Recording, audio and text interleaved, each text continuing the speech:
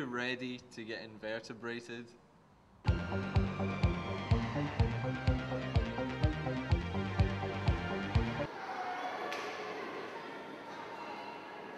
When considering wildlife conservation and threatened species, people tend to think about large charismatic species.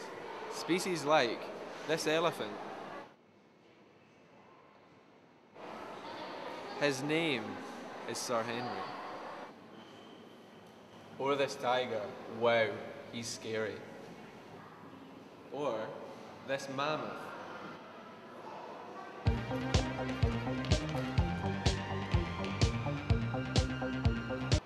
These animals are usually large, powerful, and beautiful, with an easily defined place in the food chain.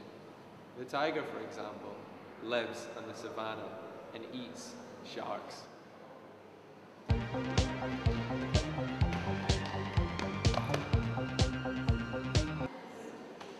However, these larger flagship species do not make up the majority of animals and species currently under threat facing extinction.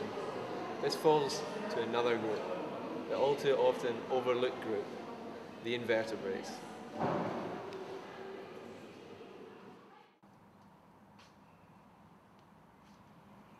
But what are invertebrates?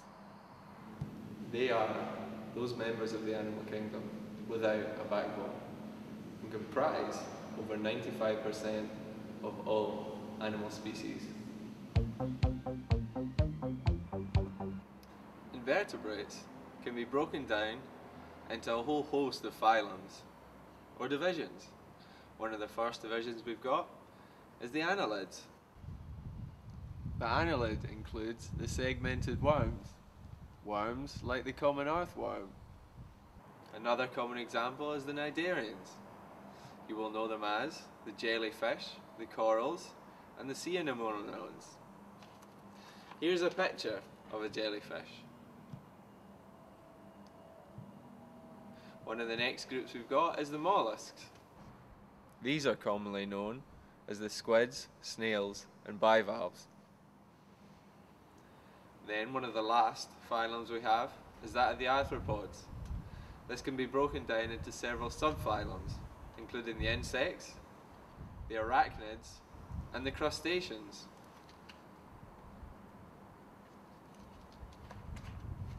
Like this picture of this spider. But why should I care? Invertebrates form an important foodstuff for many plants, birds, mammals, reptiles, aliens, and human beings. Take human beings for example. We rely on crustaceans like crabs. If every crab in the entire universe was to be eaten, seafood pizza would be off the menu for sure.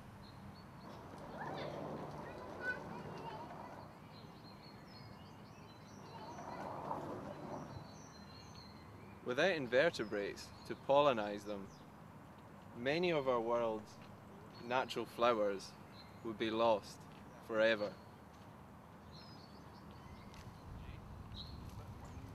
Many invertebrates ensure that essential nutrients are cycled in the environment underneath the soil. And they also make sure that organic material, like rotting trees, break down in the environment efficiently. And after these things break down, that creates room for more plants and trees to grow, which we all need.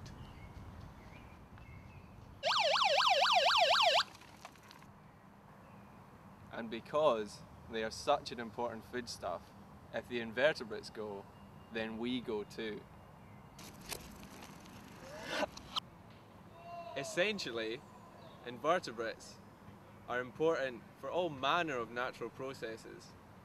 And without these processes, life itself would stop, and eventually the universe would implode. So yes, they really are that important.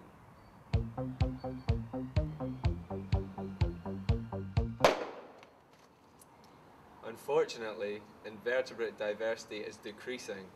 According to research done by someone, over 15% of the UK's total invertebrate species fauna is currently under threat. That's 4,500 species. I said that's 4,500 species currently under threat. Of the 4,500 species currently under threat, many inverts we take for granted are included, like the bumblebee and the common dragonfly.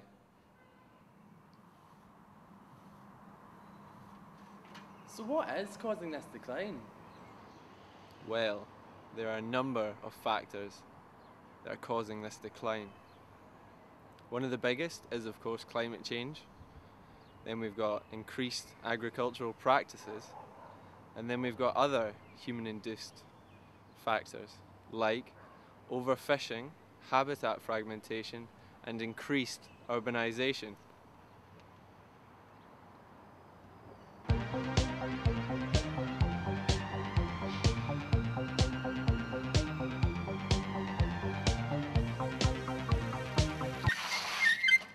But what is habitat fragmentation?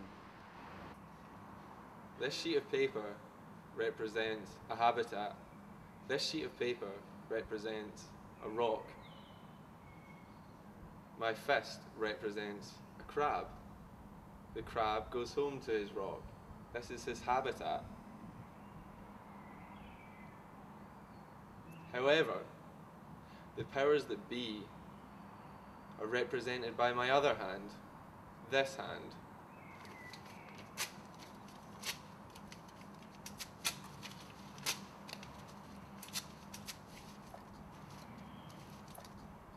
That is habitat fragmentation.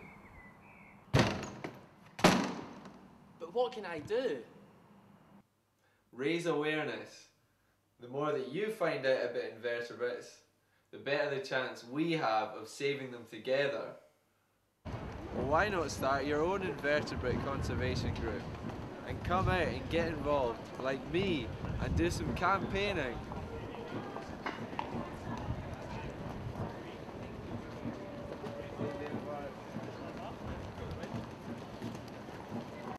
And above all, never litter. No, that's bad.